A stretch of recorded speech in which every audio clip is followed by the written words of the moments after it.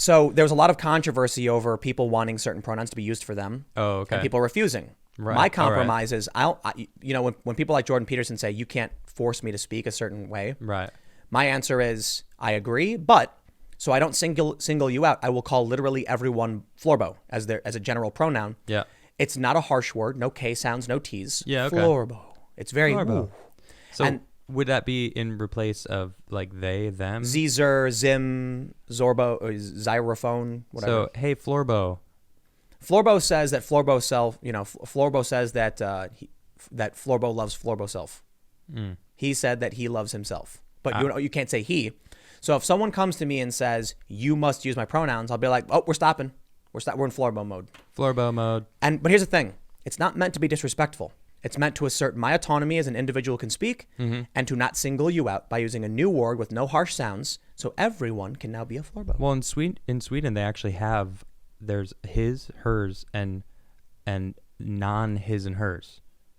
And it's actually like they like there's like her or his, and then that's basically, but it's not that, because that to me is confusing for the general public to like try to change their vernacular there. It's not right. It's not object, a person. not a It's not. subject. It's not one. They is not one. They is multiple. So it sometimes they can be one. Right. And I can, sometimes, but they're trying to do it like all the time. But in that language, they actually have a word that applies to anyone that isn't his or hers, and that's awesome. Like, why can't? Has it always been that way, or is that one of those new freaky Swedish things? I don't think it's always been that way, or maybe it has. I don't know for certain, but it's awesome. Like, why can't we just come up with something that's similar? Florbo, boom. No, Florbo isn't his or hers in that same sense, though. Florbos. We have they and them too. Like, Yeah, hey, there's there's them is, as I was just saying, whose it's head is that? confusing Florbos. for the public, I feel, because it's referring to multiple people. We're always taught Right, it they is. and them as multiple people, not a one person. If the person is uncertain, you can say it's theirs. This thing is theirs. This belongs to. No, I mean, person I don't know. I get it. I don't. Yeah. I understand. I'm not confused in the manner. I'm just saying.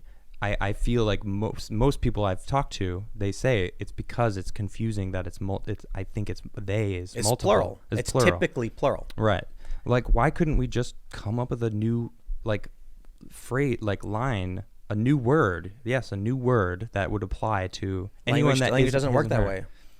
Like, it should. We can come up with something. It's a weird argument. Florbo feels like you're just kind of like poking fun at it. Like, I don't really care. Well, I didn't want to use a K, T, or P sound because those are harsh noises. Right, I get it. Flaw is a very flows. It should start with flows. an H. Why? His, hers. No, but Like Z and Zer, it would be offensive to them. They're going to say that's not fair. Z and Zer. Z and Zer. Yeah, Z and Zer are non-binary pronouns. There's literally Okay. over 100 documented pronouns that have been made up. So you have to Over 100. Are you serious? Yeah. Wow. I'm not kidding. Tumblr has a list of like 1,000 Wow. because they're literally making them up. So my issue was, if you say a K noise, a T noise, a pun noise, these are harsh sounds. Yeah. So you want to avoid that. Make something florbo. It's two syllables. It's rolls off the tongue, not harsh, and it avoids any kind of grammatical syntax or anything. So no one can accuse of any kind of, like, listen, man, you can't tell me the words I use. This is the word for everybody. We're done. And then, you want to try and demand that I have to call you Z or Zer. Well, no, I call everyone the same thing. I'm not singling you out. Z or Zer actually sounds pretty, like, that kind of makes sense. His or hers, Z or Zer. It's kind of, well, I mean, it's two different things, though. The problem is, it's still a masculine and feminine, though. But in English, we choose what we want to say to convey an idea. You're right. The thing about Z, Zer, and these other pronouns is they're coming to you and saying, you have to call me this. Not everybody. Some people are... This feels like a whole conversation we're getting into, but... Oh, yeah. The pronoun things is nuts. I mean, a guy lost his job over this. I heard about that, yeah. And the challenge here, I think, with that story was that the guy was an employee of the government. Right. And he was instructed to treat, patrons essentially a certain way. Mm-hmm. If you work for Starbucks and you call a customer or something they don't want to be called, and you keep doing it, they're going to fire you. Yeah. And it's not discrimination. So it's a tough line, but anyway, hence, what word should I use? You know what I mean? Like, no matter what I'd say, if they're going to make up words, I'm going to make up a word. And I was careful about how I navigated what this word would be. Okay. And I think so. You came up with Florbo yourself. Yeah. All right. So I've actually. I see multiple people talking about it. Actually. Boom. There you go. So I actually have worked with people in marketing, sales, nonprofit, fundraising kind of stuff. Mm-hmm. We talked about branding names, good names versus bad names. Okay. And the harsh noises are bad. You want to make sure it's very easy to say, flows, simple, and literally flow. Like that's why I went for the FLO. Mm-hmm. And I thought Florbo was like, in my mind, I imagine a puffy, happy cloud. I can see that. And I'm like, this is a non-offensive, respectful way to address everybody without being told what I have to say. I've chosen to say it. But if somebody wants to get offended, well, that's too bad. You don't own the world. It's not your world. I think that's the issue. Everyone does think that. Is it a millennial thing? Kind of feels like it. It's a participation.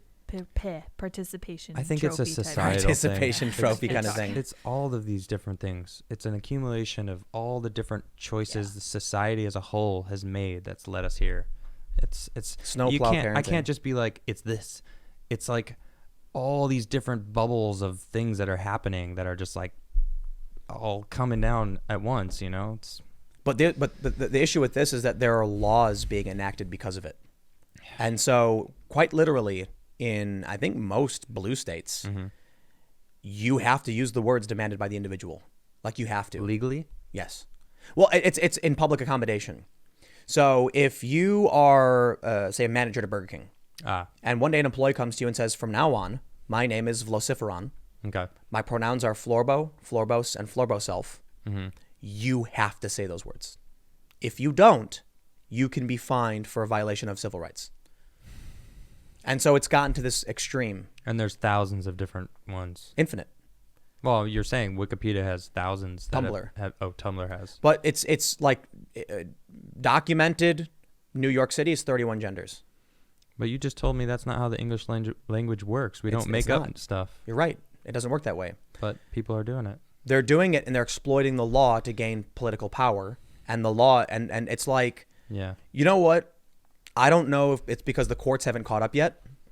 It's typically how it plays out. Mm-hmm. If, this guy who got fired because he refused to address a trans person by female pronouns. Okay. That's more specific because male and female are things. Male and female pronouns exist. Yeah. And he said, I refuse. And they said, you're an employee, not a protester. So it wasn't even in the gray area, not like... It was they wanted white guy or girl. And it was a trans woman who wanted she, her, and a female name. She. And the guy said, I refuse because it goes against my beliefs in gender identity, etc. That's kind of messed up. And the argument from the judge was, you're a government employee who was given the option to use a proper name instead of a pronoun. Right. My understanding, I guess, is that he didn't want to use a female name for a biological male. And that's his belief system, right? The issue here, I think, is that he was an employee. It doesn't seem like that big of a deal. Like the customer, what's the big deal, dude? The customer is always right. Like I get under and the customer in this sense wasn't even being ridiculous. It was a simple. I mean, if it was a trans woman, it's not like some random word like Florbo that you'd have to get used to like introducing into your mind to like remember to say. If it's a trans woman, it's a trans woman. It's like, all right, it's a girl. It's her. She, name her Samantha, whatever. You're right. I agree. I'll call anybody whatever they want to be called, right? Yeah, exactly. In this instance, it's someone saying, you can't tell me what to say. I can call you whatever I want. Now, listen. What kind of a teacher is that? No, the problem is he's an employee. That's the problem. But was he a teacher, though? Professor. He was a professor. Well, professors should push back on students. 100%. Yeah, in certain ways. But, like, what's the big deal? He was choosing to make a stand. Yeah. For some, like, why now? What is the reason? Because you've got a bunch of people demanding other people bend the knee and do as they're told and flip like how the system's typically worked. Do you think that this guy probably had history with this person and knew that they were kind of like that, like wanting to like just undermine the authority? I think it's a guy who someone came to him and said, I want you to call me this, and he says, I'll call you what I feel like calling you. You can't tell me what to say. It says here your name's Sam. Well, Sam is... Well, Sam actually, could go either way. All right. It says your name is Jonathan. That's a pretty manly name, right? And then they say, call me Sarah. Like, and he goes, no. My name is Sarah now. I'm calling you Mr. Smith or John. Pick one. no, you call me this or I'll report you and I'll take your job. But then he got fired, so he sued. Here's the thing, though. It feels like there's too many details I don't know. I'll tell you why he lost. Pretty messed up. I'll tell you why he lost.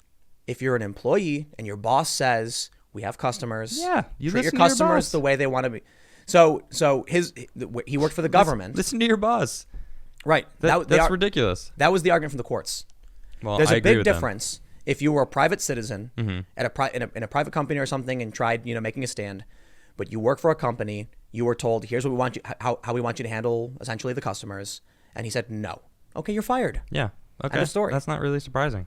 And the argument, I guess, was that it was a public university, so the government was doing it. Yeah. And they said it doesn't work that way, it's tough. But I kind of agree with the judge in this case that he was fired because he was basically treating treating customers in a certain way. But I understand the sentiment, and I agree. Like, you can't tell me what to call you. I can call you, Four Eyes if I want. I bother you. You could. Right. It wouldn't bother me, but whatever. Don't be rude. People have called me that before, and it's like, I just mark those people as people I don't associate with anymore. I don't try to get them. I mean, wait. You see, what? People respect that. It's like, if you have a problem, just, okay, I'm out. I'll do my thing. Yeah. But we have a lot of people who are now coming up being like, no, I refuse. Instead of getting mad that you're saying something, they said it was unsafe. He was violent. They were warning all the other students to avoid the class. They don't go see the Sonic movie. There's homophobic slurs everywhere. No, but yes, I know exactly what they're doing. It's the same exact thing. So you end up with situations like this where this guy says, I refuse to back down because it's getting out of hand. Yeah. And then he ends up losing his job. And thanks for checking out this clip from the Timcast IRL podcast. We're live Monday through Friday at 8 p.m. And if you want to catch the full recorded podcast, which doesn't appear in these clips, make sure you join by clicking the button down below, become a member, and then go to the community tab of this YouTube channel, and you can see all of our full episodes. Don't forget to like, share, and subscribe if you want to get more clips like this. Thanks for hanging out, and we will see you all in the next show.